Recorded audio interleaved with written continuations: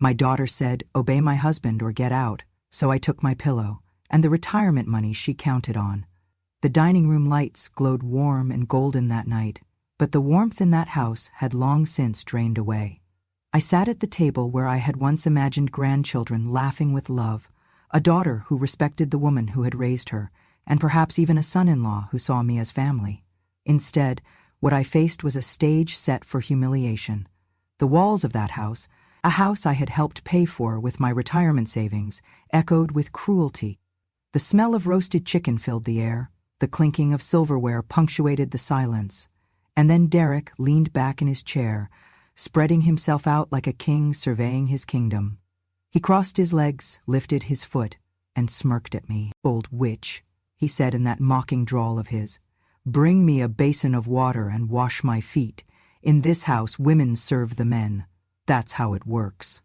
The laughter from his friends at the table cut through me like glass. I swallowed, my hands trembling in my lap, but I lifted my chin. "I am your wife's mother," I said slowly, carefully enunciating every word so it carried the weight of dignity I still clung to. "Not your servant." For a moment the room froze. Even the children stopped chewing, their eyes darting between their father and me. Then Derek's grin twisted into something uglier. He shot up from his chair, strode toward me, and before I could rise, his foot lashed out hard against my side. Pain seared through my ribs as my chair jolted backward, legs scraping the tile. I caught the edge of the table to steady myself, but my breath caught in my throat, sharp and shallow. The sound of the kick had barely died when Lydia, my only child, my daughter whom I had carried, raised, and sacrificed for, slammed her spoon down on the table with a clang. Her voice rang louder than the strike. "Mother," she barked, "do as my husband says or get out of this house. You think you have rights here? You do not. This is our home now, not yours. If you cannot respect my husband, then tomorrow morning you can take your pillow and sleep outside. You are not going to embarrass us any more." I turned toward her, hoping, just hoping, for a flicker of compassion in her face, some sign that she still saw me as her mother, but there was nothing, only cold contempt in her eyes, as though I were not blood, but some unwanted tenant overstaying her welcome. The children laughed, as children mimic cruelty when it is taught at home. "Grandma stinks," one of them said, snickering. "She should go sleep in the garage with the rats," another chimed in. "Maybe if she washes Dad's feet, she'll finally be useful." My chest burned as I sat frozen, my hands gripping the arms of the chair until my knuckles went white. Not one person came to my side. Not one asked if I was hurt. Not one spoke up against Derek's violence or Lydia's decree. In a house that would not exist without my labor, my sacrifices, my money, I was treated like an intruder, a nuisance, a burden. The meal continued as though nothing had happened. Derek returned to his seat, stuffing food into his mouth with an air of triumph. Lydia lifted her glass, sipping wine as though she had just defended her honor rather than destroyed it. The children whispered and laughed, shooting me sidelong glances as if I were some character in a cruel joke. I sat silently, my ribs aching, the sting of Derek's kick pulsing through me like a reminder of my humiliation. The clinking of cutlery and the murmur of voices swelled around me, but I felt as if I were trapped in a glass case, separated from the humanity of the others. My dignity, already frayed, had been ripped apart in front of everyone. The home I had once believed would be my safe place in old age had turned into a stage where my degradation was entertainment. I wanted to shout, I wanted to scream that I had built this life, that without me, Lydia would never have gone to college, never have had a chance at the career that allowed her to meet Derek in the first place. I wanted to remind them that the money they used to renovate this very kitchen had come from my savings, the savings I had earned with aching feet and blistered hands. I wanted to throw every ungrateful word back at them until they tasted the bitterness of their betrayal, but my throat was tight, my voice locked behind a wall of grief, and so I did the only thing I could. I sat in silence. Silence has its own weight. It filled the room thicker than the smell of the roast, sharper than the glint of the knives. My daughter mistook it for weakness. My son-in-law mistook it for surrender, but as the laughter of my grandchildren pricked at my ears and the ache in my ribs pulsed with every breath, I knew my silence was something else entirely. It was a memory. It was a ledger, taking note of every cruel word, every contemptuous glance, every act of humiliation. It was patience, coiling inside me like a spring, waiting for the right moment. Lydia leaned toward Derek, her voice a hiss I was not supposed to hear but did. "She needs to learn her place. Tomorrow I'll make sure she's gone." Derek chuckled, his hand brushing hers across the table. "She won't last a week outside. Maybe then she'll crawl back and beg." The words carved themselves into my heart. My own daughter is plotting my exile, the man she had chosen relishing the idea of my humiliation. They thought they had broken me with one kick, with one ultimatum, with one night of cruelty. But in that very moment, as my fingers clutched the fabric of my chair, I realized something else entirely. This was not the end of my story. It was the beginning. I would not scream. I would not weep. I would not beg. But I would remember. And when the time came, I would rise, not as the servant they imagined, but as the mother they had underestimated. So I lifted my fork, ignoring the pain in my side, and forced myself to eat one bite, then another, not because I was hungry, but because I refused to let them see me falter. I swallowed their disdain with my food, digesting it into fuel. Each cruel word was stored away like a coin in a jar, accruing interest in silence. They laughed. They mocked. They declared that I had no place in the house I helped buy. But in my heart, I whispered the vow that would sustain me. You will regret this night. You will regret every word, every laugh, every act of cruelty. And as I clutched the pillow I would carry with me, I knew that what they mistook for weakness was already sharpening into something far stronger than their arrogance. Their cruelty had written the prologue. I would write the ending. When I look back on the years that brought me to that dinner table, I realize the cruelty of that night was not sudden. It was not born in a single moment when Derek lifted his foot against me or when my daughter told me to obey him or get out. No, that night was simply the harvest of seeds they had been sowing for years, watered by my sacrifices and twisted by their ingratitude. I worked my entire life with hands that never seemed to stop aching. When Lydia was young, I stitched together 3 jobs just to keep us afloat.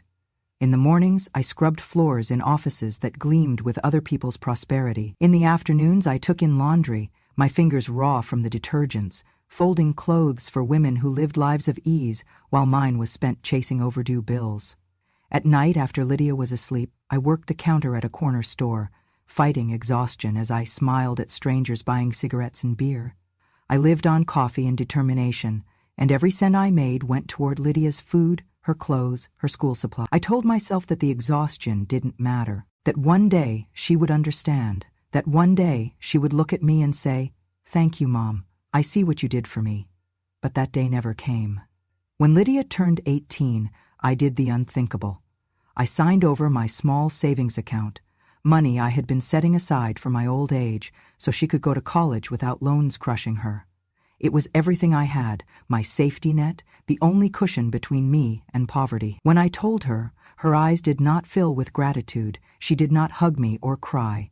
Instead, she shrugged and said, "Well, if you hadn't, I would have found another way. Don't think this means you've done me a huge favor." Her words landed heavier than any bill I had ever struggled to pay. It was as though my sacrifice had been erased before it was even made. Years later, when Derek entered our lives, the small remnants of my dignity were chipped away further. I kept a photograph on the wall, a black and white picture of my husband and me on our wedding day. He had passed so young, leaving me alone to raise our daughter. That picture was one of the only things that made me feel he was still with me. One afternoon, Derek walked into the room, glanced at it, and laughed. "This old thing?" he sneered. "It makes the place look cheap, like a relic from a poor family that never moved forward. You should take it down before guests see it. It's embarrassing." Lydia agreed. "Mom, you need to stop living in the past. That photo is depressing. It lowers the whole tone of the house." The photo that had once given me comfort was stripped from the wall and shoved into a drawer, hidden like something shameful. The land in Texas where I was born, a small patch of soil where my parents had planted pecan trees, was the only piece of my family's legacy I had left. I told Lydia I wanted to keep it, that I dreamed of being buried there near my roots. Her face hardened. "You're so selfish," she spat.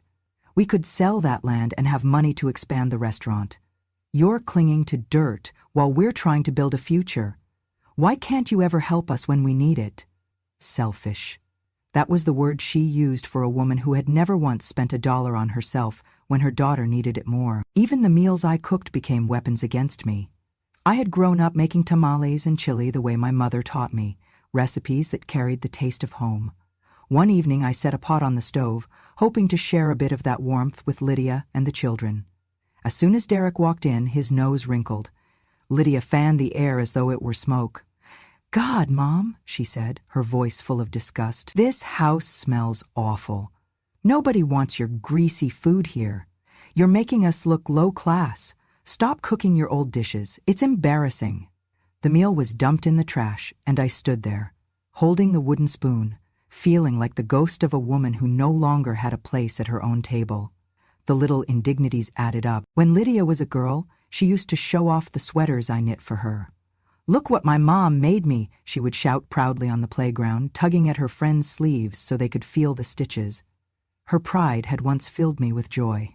But in college, when she cleaned out her closet, she picked up one of those same sweaters, curled her lip, and tossed it into the garbage. "These look cheap. Don't let anyone see them." I watched it fall into the trash like a piece of myself being discarded. It became clear that nothing I did, nothing I gave, nothing I sacrificed would ever be enough. To Lydia, my work, my love, my traditions were not gifts, but stains on her life. To Derek, I was not a mother-in-law but an obstacle, a reminder that he had married a woman who came from nothing, who had been raised on hard work instead of wealth. And yet, whenever money was needed, they came to me. Lydia needed help paying for the rehearsal dinner. She sent me the invoices with a curt, "Just handle it, Mom." Derek wanted a co-signer for his flashy car. When I refused, I was accused of holding them back. "You don't want us to succeed," Derek sneered. "You're jealous of us. You want us to fail so you won't look so small." Lydia echoed him. "Mom, why can't you ever just support me?" Support, in her mind, meant emptying my pockets, my soul, my very essence, while receiving nothing but scorn in return. Every choice I made to preserve some piece of myself became another strike against me in their eyes. Keeping my husband's photo was weakness. Holding on to my family's land was selfish. Cooking our food was low class. Refusing to gamble my future on Derek's debts was betrayal. The scale was rigged, the judgment already decided. By the time Derek kicked me in front of the children, and Lydia told me to obey or leave, the truth was undeniable. They had been pushing me out for years. That night was not the first betrayal, it was the culmination of a lifetime of erasure. I had not been seen as a mother for a very long time. I was a wallet, a cook to be mocked, a housekeeper to be scorned, a relic to be discarded when inconvenient. And as the weight of all those years pressed down on me, as I clutched the pillow that would become my companion in exile, the fire inside me grew. They thought I would break. They thought I would crumble under their cruelty. But they forgot that I had carried them through storms greater than this. They forgot that I was the woman who worked 3 jobs and still found the strength to braid her daughter's hair before school. They forgot that the woman they called selfish had given up every piece of herself to see her child succeed. That was their mistake, because the moment they erased me, the moment they stripped me of dignity in that house, I was no longer their servant. I was something else. Something they had underestimated. And in that silence, in the ache of my ribs and the bitterness of their words, I began to plan. That night, after Derek's kick still throbbed in my ribs and Lydia's command still echoed in my ears, I went to my small room at the back of the house. I closed the door quietly, not because I feared them, but because silence had become my shield. I sat on the bed, clutching the pillow Lydia had mocked, and from beneath the mattress I pulled out a worn leather folder. Inside were papers, contracts, and bank slips, pages they had pushed in front of me with impatient hands, signatures they had demanded with voices sharp as knives. They thought I had signed blindly, too old and too foolish to read the fine print. They thought wrong. Derek had been so sure of himself when he opened his restaurant. He had preened like a rooster, talking about how he would be the next big name in Texas dining. He had bragged about investors and profit margins, about expansion plans and franchising. But behind closed doors, he had leaned on me. "Just sign here," he had said, waving the contract like a favor he was granting me. Your name and credit are good. You're not doing anything with your retirement anyway. This way you can actually be useful. Lydia had stood at his side, arms crossed, daring me to refuse. And so, for my daughter's sake, I signed. But I read every word. I studied the clauses late into the night when they thought I was sleeping. And there it was. A single line buried in the dense text, a clause Derek and his lawyer had overlooked because they never imagined it would matter. If the primary benefactor of the establishment is publicly humiliated by the managing partners or their family, the benefactor has the right to withdraw all investment immediately, resulting in the automatic suspension of all business operations and the return of all funds. They had humiliated me, not in whispers, not in the privacy of anger, but openly, in front of children, in front of family, in the very house my money had helped buy. That clause was no longer words on paper, it was a sword I could wield. So that night, as they laughed in the living room, as Derek belched and Lydia pretended she had achieved something by putting her mother in her place, I packed. I took my pillow, yes, the one they ridiculed me for. I took a small bag of clothes, and I took that folder, clutching it to my chest like armor. When I stepped out into the night air, I did not cry. I did not even look back. The house behind me was not home. It was a cage. At dawn, I was sitting in the office of the bank manager. He had known me for years, seen me deposit my wages with shaking hands, seen me count every penny of my savings. His eyes flickered with surprise when I handed him the folder. I want to invoke Clause 7C, I said evenly, though my voice quivered with exhaustion. He flipped through the papers, eyebrows rising as he found the line I had marked. Are you certain, Mrs. Layla? He asked gently. Once this is enacted, their accounts will be frozen immediately. The business will be suspended. I straightened in my chair, my side aching from Derek's kick, but my will firm. They left me no choice. Do it. By the time Lydia and Derek woke up that morning, the storm had already broken. The bank had locked their accounts. The restaurant suppliers were notified that all contracts were suspended. Workers arrived to find the doors chained shut, a notice taped to the window, closed pending financial review. I imagine the phone calls started soon after. Derek shouting into the receiver, his voice cracking as supplier after supplier refused to deliver, the florist pulling out, the bakery refusing to provide the cake, the liquor distributor canceling shipments, their perfect plans unraveling thread by thread. By noon, Derek's rage boiled over. He stormed into the driveway of the house, his face red, his shirt half-buttoned, veins bulging at his neck. You old witch, he roared, his voice carrying down the block. You destroyed my business. You've ruined me. His fist slammed against the hood of his car, leaving a dent that matched the fury in his eyes. You'll pay for this. Do you hear me? You'll pay. But I had already been paying. For decades. Paying with my body, my labor, my savings, my dignity. His debt was long overdue. Inside the house, Lydia's shrill voice carried, Mother, what have you done? You've ruined everything. This was our future. You've destroyed my life. I watched from a distance, hidden just beyond the corner of the street. I saw her face pale with panic, saw the way her hands shook as she clutched her phone, begging vendors to reconsider, only to be turned away one by one. I saw Derek pacing, spitting curses, his empire crumbling around him, and I felt calm. For years, I had been their silent servant, their scapegoat, their easy target. But now, in less than 24 hours, the power had shifted. Their cruelty had unlocked the very trap they had set for me. They had built their dreams on my back, never once imagining I had the strength to shrug them off. By evening, their so-called empire was ashes.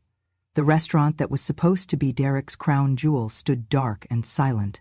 The wedding Lydia had bragged about, boasting of fine wine, endless food, and a celebration grand enough to impress Texas society, was in ruins. The deposits were gone, the vendors withdrawn, and every guest they had tried to impress would soon hear whispers of disaster. I returned to my small rented room that night, the pillow pressed against my ribs, my body sore but my heart steady. They thought they had cast me out with nothing, but in truth, I had taken the one thing that mattered, control. Their laughter had turned to shouting, their triumph had turned to panic. And as I closed my eyes, I knew this was only the beginning. They had wanted me to obey or get out. I had gotten out, yes, but I had taken their future with me. A week after the restaurant doors slammed shut and Derek's empire crumbled overnight, Lydia still clung to one thing she believed was unshakable: the house. That house, with its polished wood floors and sprawling kitchen, the same house where she had told me to obey or get out, was her last fortress. I knew it from the way she carried herself, pacing through the rooms with false confidence, muttering to Derek, "At least we still have this. She can't touch this. This is ours." But she was wrong. The house had never been theirs. The down payment had come from me, my retirement money folded neatly into the palms of the realtor. The mortgage had been secured under my name because Derek's credit was too poor and Lydia's income too unstable to qualify. I had signed every line, sat through every closing, and held the deed in my hands. They had convinced themselves it belonged to them because I had stayed quiet, because I had allowed them to decorate, to claim, to stomp through its halls as if they were rulers of a castle. But I had always been the true owner. And now, it was time to remind them. I walked into the county clerk's office that Monday morning with the same leather folder tucked under my arm. My ribs still ached when I took a deep breath, but I held myself tall. The clerk, a middle-aged woman with kind eyes, looked over the papers, double-checked the signatures, and gave me a quiet smile. "Mrs. Layla," she said softly, "are you sure about this?" I nodded. "Yes, I want it transferred." The new deed was written not in my daughter's name, not in Derek's, but in the name of the Oak Haven Retirement Home, a modest but well-kept residence for seniors just outside of town. The director had been astonished when I proposed it. "You would donate the entire house?" she asked. "Are you certain?" "I am," I said, "but there are conditions. My room must be permanent. No one can take it away from me. And when I am gone, it should go to someone else who has been cast out, someone whose children have forgotten them.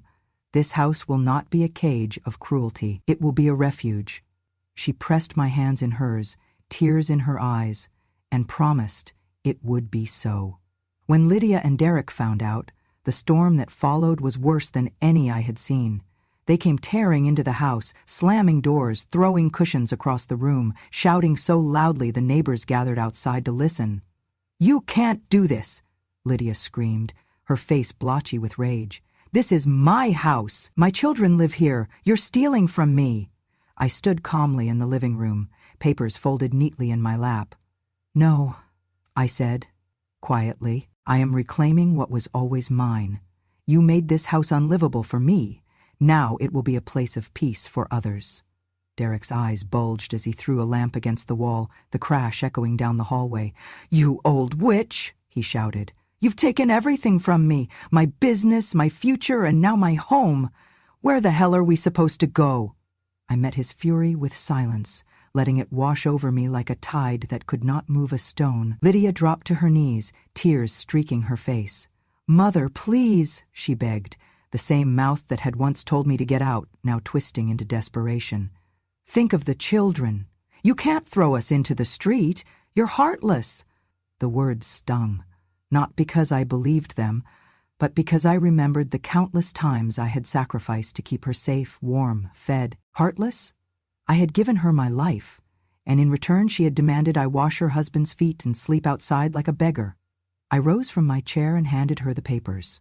"It's done, signed, sealed, recorded. This house no longer belongs to me or to you. It belongs to Oak Haven. They will decide its future, not you."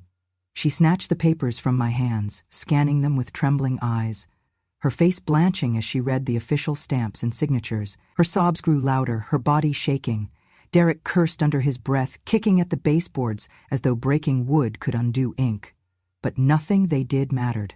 The house was gone. That night, I walked the halls one last time. My hand brushed along the walls I had painted, the banister I had polished, the window where I had once stood waiting for Lydia to come home from school. The house was heavy with memories, but none of them lived in the present anymore. The present was filled only with contempt, scorn, and violence. In my room, I folded my pillow under my arm.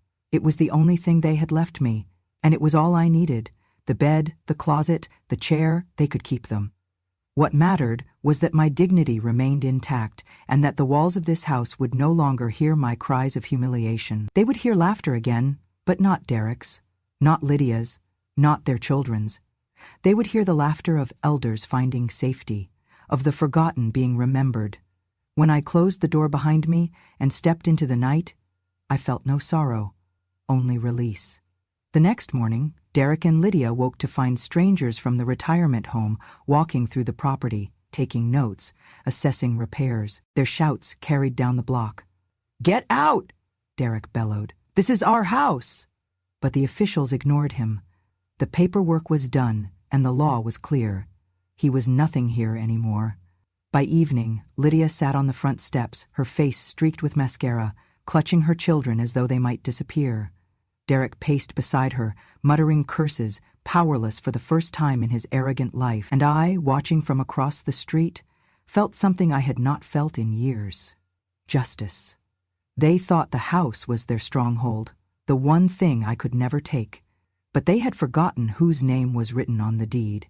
They had forgotten that silence does not mean surrender. And in the end, the house they had used to cage me became the key to their downfall. Derek always believed he held all the power, that his name on the marquee of his shuttered restaurant made him untouchable, that his loud voice and clenched fists could bend the world to his will. What he never realized, what neither he nor Lydia had ever cared to ask, was that I still held a quiet piece of his empire in my hands. When he had begged for investors to fund his business, I had signed the paperwork not only as guarantor, but as shareholder. A small percentage, tucked neatly away in my name, insignificant enough that he never paid it any mind. To him, I was a silent partner, too old and too meek to ever cash in. But silence is not the same as weakness. While Derek raged at the locked doors of his restaurant and Lydia wept over the loss of their house, I sat at a lawyer's desk with pen in hand, transferring my shares into something far greater than either of them could imagine. The Layla Women's Shelter, an organization I had long admired for its work protecting women cast aside by husbands and children alike, was in desperate need of funds. Their waiting list grew every month, their beds always full, their kitchen always stretched to feed one more hungry mouth. I thought of the women I had met there once before, women who carried bruises under long sleeves, women whose children clung to them in fear, women who reminded me too much of myself. And I thought, why should Derek's arrogance not be used to lift them? Why should his cruelty not build their safety? So I signed. Every share I held, every ounce of his business that still bore value, I transferred to the Layla Women's Shelter. The lawyer looked up at me, a flicker of surprise in his eyes. "This will make headlines, you know," he said. "Are you prepared for that?" I met his gaze without hesitation. Let it. 2 days later, the news broke. The Texas Tribune ran the headline first. "Disgraced restaurateur's shares transferred to Women's Shelter." Beneath it, in bold letters, a subheading read, "Daughter's betrayal turns into mother's legacy." The article detailed the clause, the contract, the transfer. It spelled out how Derek, the man who had publicly mocked and assaulted his mother-in-law, had indirectly become the unwilling benefactor of a shelter supporting women just like her. The story spread like wildfire. Local TV stations picked it up, anchors shaking their heads as they described Derek's downfall. One station even showed a split screen. On the left, footage of Derek storming out of his shuttered restaurant, shouting at reporters. On the right, the smiling faces of women and children at the shelter as they accepted the funds. The contrast was brutal, and it was glorious. Neighbors whispered. Customers who once dined at his tables laughed behind his back. On Facebook, someone wrote, "Imagine treating your own mother-in-law like dirt only for your money to end up helping abused women." Karma doesn't miss. Thousands liked the comment, and it spread far beyond our little town. Derek had wanted to be famous in Texas dining. Instead, he became infamous as the fool whose arrogance bankrolled the very cause that condemned him. Derek went mad with rage. He stormed into Lydia's kitchen, throwing chairs, his face purple with fury. "That old hag has ruined me," he shouted. "She's turned me into a joke. Do you understand? Every man in town is laughing at me, saying I'm funding battered women's shelters. This is humiliation." But his words were his own undoing. Lydia flinched at his tone, at the way spit flew from his mouth, at the resemblance between his rants and the very men the shelter was built to protect women from. For the first time, perhaps, she saw him not as the husband she defended, but as the bully he had always been. Lydia, too, could not escape the shame. Her friends called her behind her back the daughter who sold her mother out, the woman whose wedding turned into scandal, the girl who lost her house to her own mom. She walked into stores and felt the eyes of strangers on her, heard the murmurs, "That's her, the one whose mom outsmarted them all." The humiliation clung to her like smoke, inescapable. Meanwhile, the women's shelter held a press conference. The director, standing tall in front of the modest brick building, thanked the anonymous benefactor by name. "This gift comes from Layla," she said, her voice thick with emotion. "A woman who understands what it means to be forgotten, to be dismissed, and to rise anyway. Because of her, dozens of women and children will sleep safe tonight." The cameras captured every word. Reporters wrote stories not about Derek's supposed greatness, but about the quiet strength of a grandmother who turned her pain into protection for others. The shelter even renamed one of its wings, the Layla Wing of Hope. And so, while Derek stomped and cursed, and Lydia sobbed into her hands, I walked through the halls of that shelter. Children's laughter echoed there, the sound of healing in progress. Women with tired eyes but hopeful smiles shook my hand, whispering thank yous that warmed me more than any title, any mansion, any inheritance could. Derek had not just lost money. He had been forced, unwillingly, into the role of benefactor for the very women he despised. His cruelty had written his legacy, but my pen had rewritten it into justice, and the entire state of Texas laughed, not at me, not at my pillow, not at my silence, but at him. I never lived for riches, and I never sought power. What I wanted most was dignity, and in giving it to others, I found mine restored. So, when the accounts closed, when Derek's restaurant sat in darkness and Lydia wept at the loss of her so-called inheritance, I did not keep everything for myself. That had never been my way. I thought of the women in the shelter, their weary eyes lighting with hope as the funds poured in. And then I thought of the elderly faces I had seen at Oak Haven, the retirement home I had entrusted with my house. There were men and women there who had stories like mine, children who had abandoned them, families who had treated them as burdens, voices that had gone unheard for decades. Some sat in cramped rooms, their belongings stacked in corners, the walls peeling from years of neglect. They deserved better. So I met with the director again, folder in hand, my pillow tucked under my arm. She looked at me with gentle surprise as I laid down the papers. "There's more," I told her. "I want to use part of the returned funds to renovate, to make this place shine, a place where no one feels discarded, a place where people know they matter." Her eyes filled with tears. "Miss Layla," she whispered, "you've already given us so much.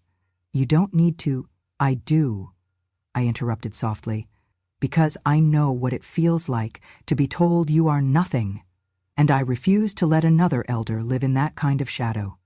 The work began within weeks. Walls were repainted, floors polished, new furniture brought in. A small garden was planted just outside the common room, where flowers bloomed bright against the Texas sun. And most importantly, a new wing was opened, modest but warm, with sunlight streaming through large windows and the scent of fresh cedar on the air. At the entrance, a bronze plaque was mounted on the wall. The letters gleamed proudly, "The Layla Room, Benefactor and Protector." The day of its unveiling, the residents gathered in their best clothes, their faces bright with anticipation. Some leaned on canes, some sat in wheelchairs, but every eye shone with gratitude. When the curtain fell and the plaque was revealed, applause filled the hall, not the mocking laughter I had endured at my daughter's table, but genuine clapping, joyful, thunderous. An elderly man with trembling hands reached for mine. "You've done more for us than our own families ever did," he said, his voice breaking. "You're a hero, Mrs. Layla." Another woman, her hair silver like mine, dabbed her eyes with a handkerchief. "You've given us back our pride. You've given us a home that feels like love." They called me our champion, our protector, our hero. Words I had longed, in secret, to hear from my own child but never did. Words that mended parts of me I thought were broken forever. And as I stood there, surrounded by the clapping and the smiling faces of people who understood abandonment, who understood what it meant to be thrown aside by your own blood, I felt something deeper than revenge. I felt justice. It was not just about Derek and Lydia losing everything. It was about balance being restored. The cruel had fallen, stripped bare before the world, and the kind, the forgotten elders who had once wept in lonely rooms were lifted up. The house that had been poisoned with contempt now belonged to them. The money Derek thought would feed his pride now fed their hope. The shares he once waved like trophies now built rooms where laughter echoed and dignity lived again. For the first time in decades, I did not feel invisible. I was not the servant in someone else's home. I was the benefactor, the one whose silence had carried more power than all their shouting combined. As I walked through the renovated wing, residents pressed flowers into my hands, hugged me tightly, called my name with affection. My heart swelled, not with pride alone, but with peace, because justice had not only punished the ungrateful, it had lifted up the worthy. And I knew then that this was the legacy I wanted, not the memory of humiliation at a dinner table, but the truth of a grandmother who turned cruelty into kindness, betrayal into refuge. The cruel had lost everything they valued, but the forgotten had gained everything they needed, and in that, true justice was complete. Neighbors who once pitied me now shook their heads at Lydia and Derek. At the grocery store, I overheard two women by the produce aisle, whispering. One said they thought they could make her obey, like some servant. The other chuckled bitterly. And now the whole state obeys her story. Imagine that, wanting your mother to bow, and now your mother's name is in every paper in Texas. Their laughter was not cruel this time. It was the sound of justice finding its audience. For Derek, the humiliation was unbearable. His phone stopped ringing. Investors who once begged for his time now ghosted him. Old friends avoided him in public, crossing the street to escape his gaze. Men who had toasted his ambition now raised glasses to mock his fall. He cursed loudly in parking lots, red-faced, lashing out at anyone who dared meet his eye. His pride had rotted into bitterness, and everyone could smell it. Lydia, too, was drowning in shame. Friends distanced themselves. Parents at her children's school whispered about her in the hallways. "That's the one," they murmured. "The daughter who betrayed her own mother, the one who thought she could strip her down and came out empty-handed." Her shoulders hunched lower each day, her voice quieter, her once sharp tongue dulled by the sting of disgrace. Weeks passed before she came to me. It was late afternoon when I saw her car pull into the driveway of Oak Haven, where I now spent much of my time visiting the new residents who called the Layla Wing their home. She sat in the car for a long time before stepping out, her face pale, her eyes swollen from crying. When she finally walked up the steps, her footsteps were hesitant, dragging as though weighted with the burden of all she had lost. When she saw me in the common room, she froze, her lip trembling. For a long moment she said nothing, her eyes darting to the plaque with my name on it, to the residents smiling as they played cards in the sunshine. Finally she broke. Tears streamed down her cheeks as she fell to her knees in front of me. "Mom." Her voice cracked like glass. "Mom, I was wrong. I was blind. Please, I need you. Derek is gone most nights, drinking, raging. The kids, they ask me why we lost the house, why everyone looks at us funny. I don't know what to say anymore." Her sobs filled the room, raw and desperate. "I treated you like nothing, but you're everything. Please, help me." I sat still, my hands folded in my lap, my heart both aching and firm. Once, I would have gathered her into my arms, soothed her tears, promised her it would be all right. But that mother, the one who gave without condition, who bent until she nearly broke, was gone. In her place sat a woman who had learned the hard way that respect must be demanded, not begged for. Quietly, I reached into my bag and pulled out a single sheet of paper. I laid it on the table between us. Lydia's swollen eyes blinked as she leaned forward to read. "Conditions for reconciliation, a public apology to me, your mother, for the humiliation, the insults, and the betrayal. Not whispered in secret, but spoken aloud where others can hear, just as your cruelty once was. A public apology to the staff and residents of Oak Haven Retirement Home.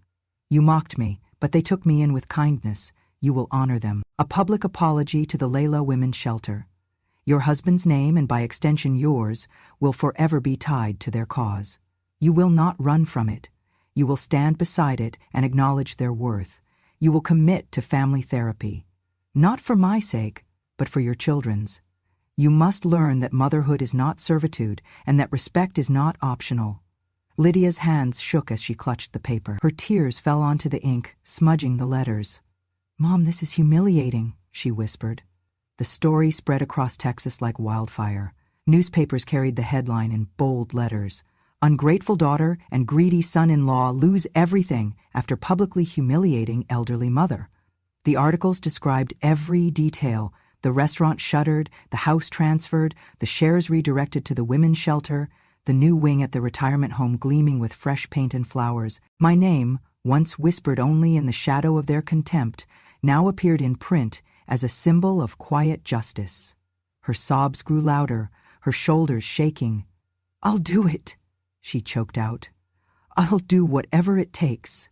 I watched her, my chest tight with the ache of love and disappointment. I had not closed the door on her entirely.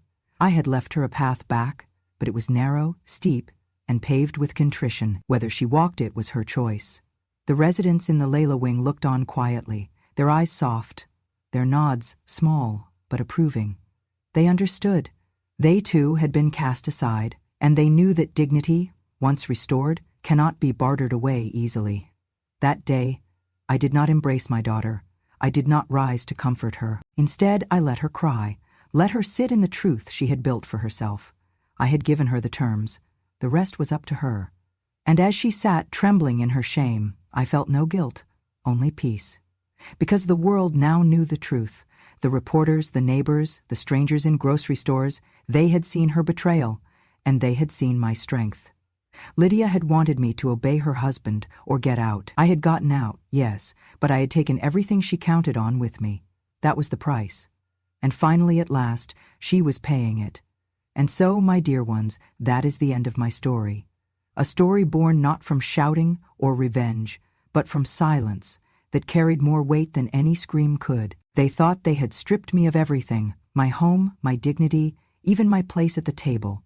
But what they never understood was that silence is not surrender. Silence is a seed, and when the time is right, it grows into justice. When my daughter told me to obey her husband or get out, I left with nothing but my pillow. Yet in leaving, I took everything they had built on my back. Their pride, their wealth, their false sense of power, it crumbled in the quiet, just as surely as the sun sets at the end of a long day. I sit now in the room that bears my name, my hands resting on the pillow they mocked, watching the Texas sky burn gold and crimson. I do not shout. I do not gloat. I only smile, because I know this truth. Justice does not always roar. It often comes in silence, and always right on time. If you have stayed with me until this moment, I thank you from the bottom of my heart. These stories are not easy to tell, but they are true, and they remind us that strength has no age and revenge has no expiration date. If my story touched you, if it stirred something in your heart, I invite you to stay with me for more. This porch, these memories, this voice, they will keep speaking.